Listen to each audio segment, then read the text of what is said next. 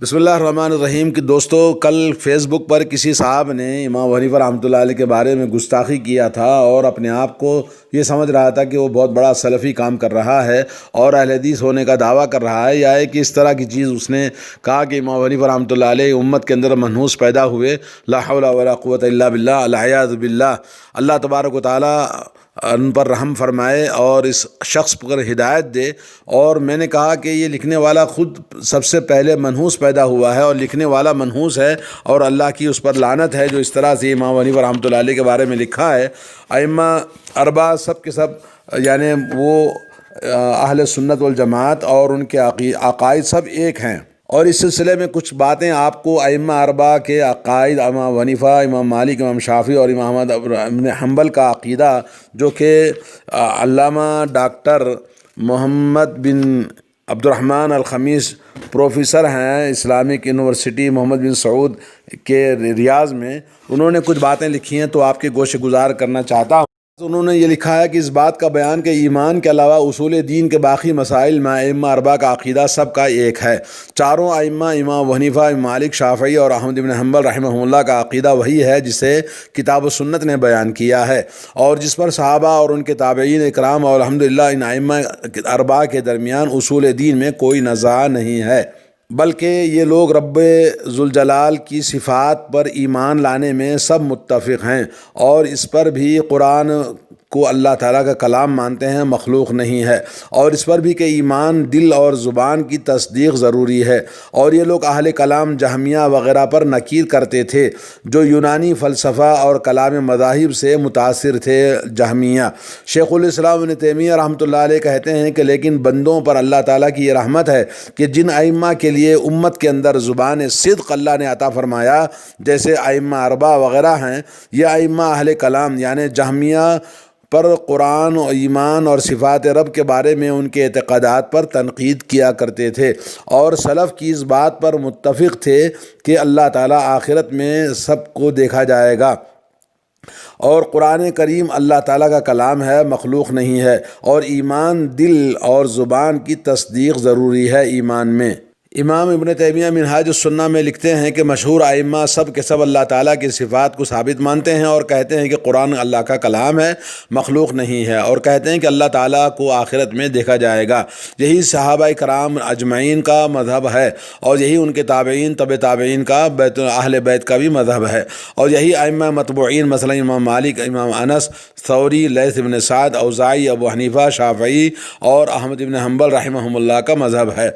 اور امام ابن تیمیہ رحمۃ اللہ علیہ سے امام شافعی رحمۃ اللہ علیہ کے عقیدے کے بارے میں سوال کیا گیا تو انہوں نے یہ جواب دیا، امام شافعی رحمۃ اللہ علیہ کا عقیدہ اور سلف امت جیسے مالک، ثوری، اوزاعی، ابن مبارک، احمد بن حنبل اور اسحاق بن راہوے کا عقیدہ بھی وہی ہے جو ان لوگوں کا عقیدہ ہے جن کی اقتداء کی جاتی ہے، مثلا فضیل بن عیاض، ابو سلیمان درانی اور سہل بن عبداللہ التستری وغیرہ،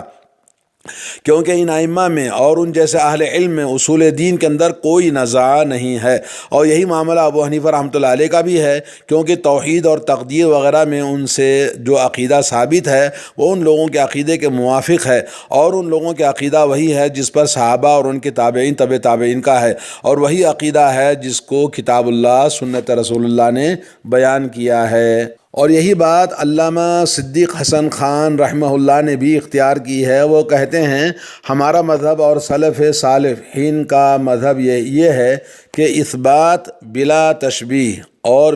تنزیہ بلا تعطیل، اور یہی ائمہ اسلام مثلا امام مالک، شافعی، ثوری، ابن مبارک اور احمد بن حنبل کا وغیرہ کا مذہب ہے۔ ان ائمہ کے درمیان اصول دین میں کوئی نزاع نہیں ہے۔ اسی طرح امام ابو حنیفہ رحمۃ اللہ علیہ ہیں، کیونکہ ان سے جو عقیدہ ثابت ہے وہ ان لوگوں کے عقیدے کے موافق ہے، اور یہ وہی عقیدہ ہے جسے کتاب و سنت نے بیان کیا ہے۔ دوسری بحث میں ڈاکٹر محمد عبد الرحمن الخمیس شیخ نے یہ لکھا ہے کہ امام ابو حنیفہ کا عقیدہ، نمبر 1، توحید کے بارے میں امام ابو حنیفہ کے اقوال۔ اولاً اللہ کی توحید، شرعی توسل کے بیان اور بدعی توسل کے ابطال کے بارے میں ان کا عقیدہ۔ امام ابو حنیفہ نے کہا کہ کسی کے لیے درست نہیں ہے کہ وہ اللہ سے دعا کرے مگر اسی کے واسطے سے، اور جس دعا کی اجازت ہے اور جس کا حکم ہے وہ وہی ہے جو اللہ تعالیٰ نے اس قول سے مستفاد ہے، اللہ تعالیٰ کی اس قول سے مستفاد ہے۔ وَلِلَّهِ الْأَسْمَاءُ الْحُسْنَى فَادْعُوهُ بِهَا وَذَرُوا الَّذِينَ يُلْحِدُونَ فِي أَسْمَائِهِ سَيُجْزَوْنَ مَا كَانُوا يَعْمَلُونَ، سورۃ الاعراف آیت نمبر 180۔ اور اللہ کے اچھے اچھے نام ہیں، پس انہی سے اللہ کو پکارو اور ان لوگوں کو چھوڑ دو جو اس کے ناموں میں الحاد کرتے ہیں، اور انہیں جو کچھ وہ کرتے رہیں گے اس کا جلد ہی بدلہ دیا جائے گا۔ نمبر 2، امام ابو حنیفہ رحمۃ اللہ علیہ نے کہا کہ مکروہ ہے کہ دعا کرنے والا یوں کہے کہ میں بحق فلان یا بحق انبیاء اور رسل تیرے درگاہ میں دعا کرتا ہوں، یا بحق بیت حرام یا مشعر حرام تجھ سے سوال کرتا ہوں، یہ کرنا مکروہ ہے، امام ابو حنیفہ نے لکھا ہے، جیسا کہ ان کی کتاب میں شرح العقیدہ تحاویہ کے اندر موجود ہے، اور شرح فقہ الاکبر کے اندر بھی ملا علی قاری نے بھی لکھا ہے۔ نمبر 3، امام ابو حنیفہ رحمۃ اللہ علیہ نے کہا کہ کسی کے لیے درست نہیں ہے کہ وہ اللہ سے دعا کرے مگر اسی کے واسطے سے، اور میں یہ بھی مکروہ سمجھتا ہوں کہ دعا کرنے والا یوں کہے کہ تیرے عرش کی عزت کی بندش گاہ کے واسطے سے، یا بحق کے تیری مخلوق کے۔ دوسری بات یہ کہ صفات کے اثبات اور جہمیہ کے رد میں امام ابو حنیفہ رحمۃ اللہ علیہ کا قول، اور انہوں نے کہا کہ اللہ تعالیٰ کو مخلوق کی صفات سے متصف نہیں کیا جا سکتا، اس کا غضب اور اس کی رضا بلا کیف، اس کی صفات میں 2 صفتیں ہیں، اور یہی اہل سنت والجماعت کا قول ہے۔ وہ غضبناک ہوتا ہے اور راضی ہوتا ہے، لیکن یہ نہیں کہا جائے گا کہ اس کا غضب اس کی عقوبت ہے اور اس کی رضا اس کا ثواب ہے، اور ہم اللہ تعالیٰ کو ویسے ہی متصف کریں گے جیسے اس نے اپنی آپ کو کتاب میں متصف کیا ہے، اور وہ ایک ہے، بے نیاز ہے، نہ اس نے جنا ہے اور نہ وہ جنا گیا ہے، اور نہ اس کا کوئی ہمسر ہے، اور وہ زندہ ہے، قادر ہے، سننے والا ہے، دیکھنے والا ہے، عالم ہے۔ اللہ کا ہاتھ ان کے ہاتھوں کے اوپر ہے اور اس کی مخلوق کے ہاتھ جیسے نہیں ہے، اور اس کا چہرہ اس کے مخلوق کے چہرے جیسا نہیں ہے۔ یہ الفقہ الابسط کے اندر لکھا ہوا ہے جی۔ اور دوسرا ہے کہ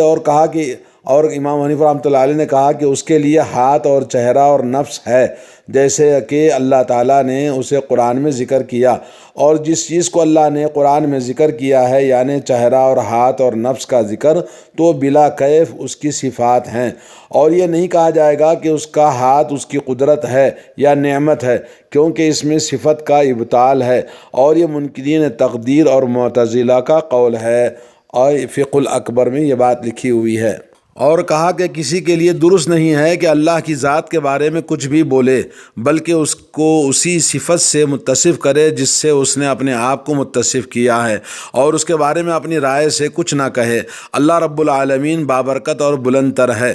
اور اسی طرح سے آپ نے فرمایا، اور جب نزول الہی کے بارے میں ان سے پوچھا گیا تو انہوں نے کہا کہ وہ بلا کیف نازل ہوتا ہے، اور امام حنیفہ رحمۃ اللہ علیہ نے کہا کہ اللہ تعالیٰ اوپر کی جانب توجہ کر کے پکارا جائے گا،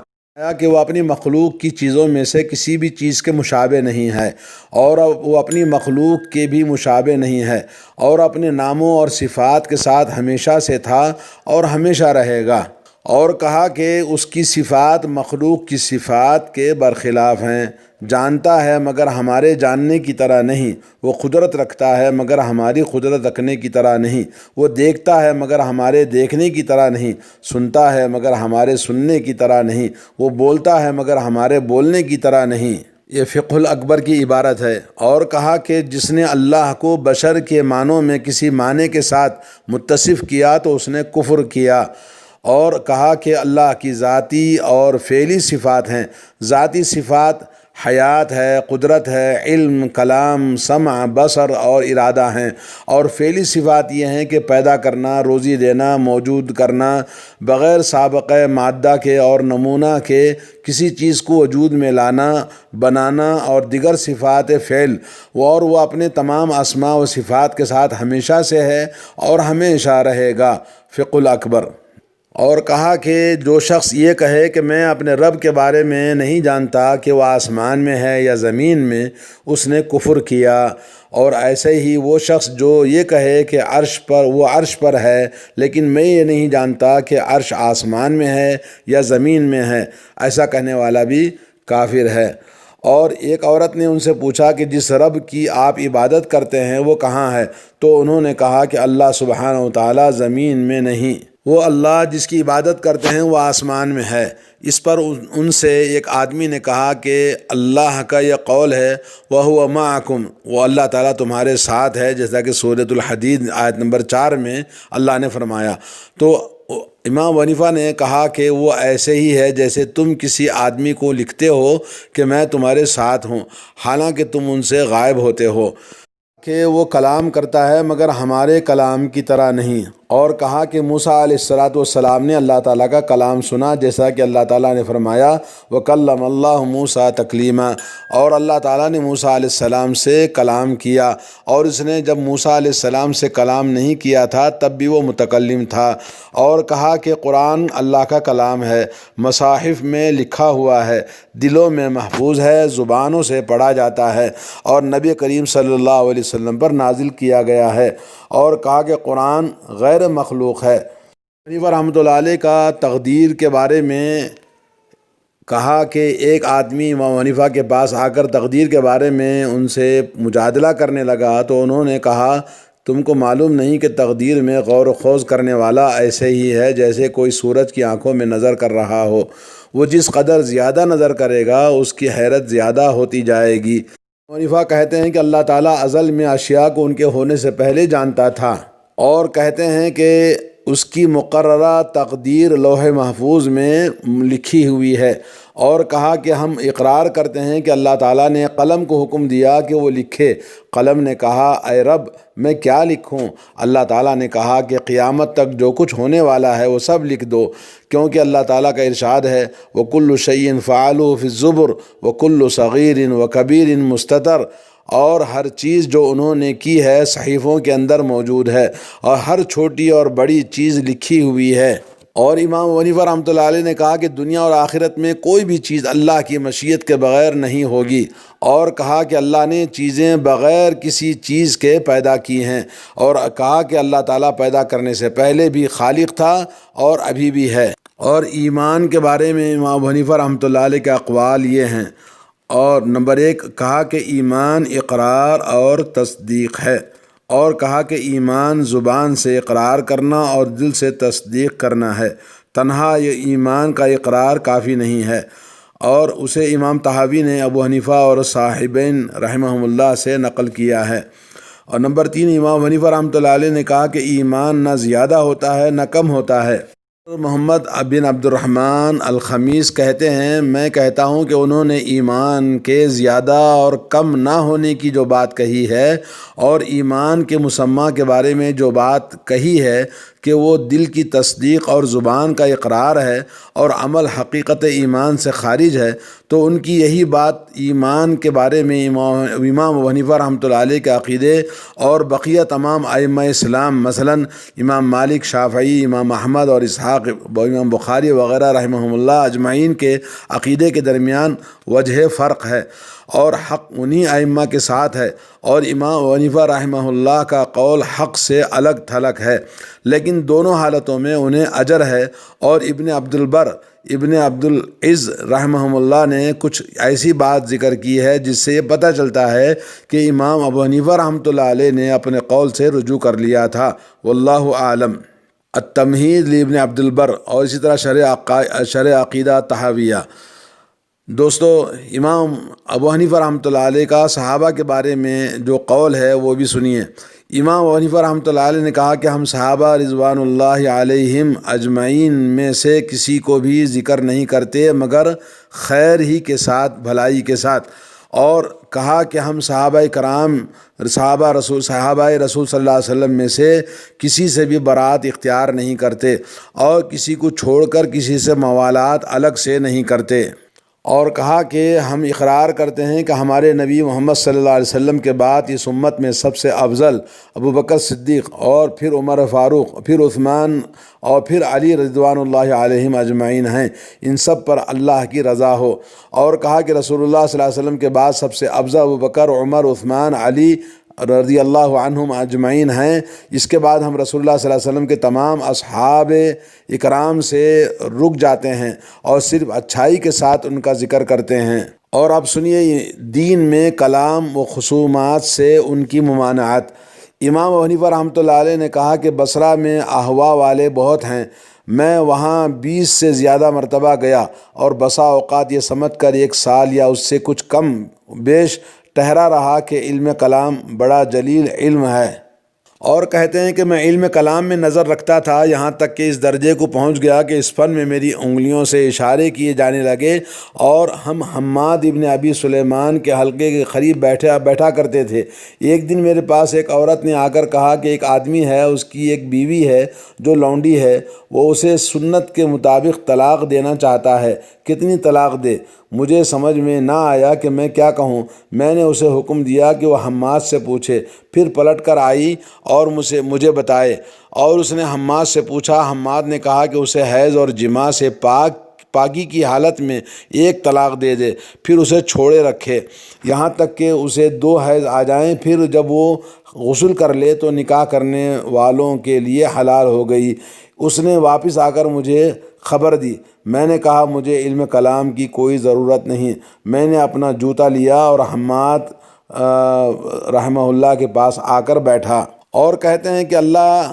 عمر بن عبید پر لعنت کرے، کیونکہ علم کلام میں جو چیز مفید نہیں اس کی بابت گفتگو کا دروازہ اسی نے کھولا تھا۔ اور امام ابو حنیفہ رحمۃ اللہ علیہ نے ابو یوسف رحمہ اللہ سے کہا کہ تم اصول دین میں علم کلام کے بارے میں عام لوگوں سے گفتگو کرنے سے بچے رہنا، کیونکہ یہ لوگ تمہاری تقلید کریں گے اور اسی میں پھنس جائیں گے۔ یعنی امام ابو حنیفہ رحمۃ اللہ علیہ علم کلام کو اصول دین کے اندر ترجیح نہیں دیتے تھے، بلکہ اس سے بچنے کی تلقین کیا کرتے تھے۔ یہ چند اقوال تھے جو امام ابو حنیفہ رحمۃ اللہ علیہ کے بارے میں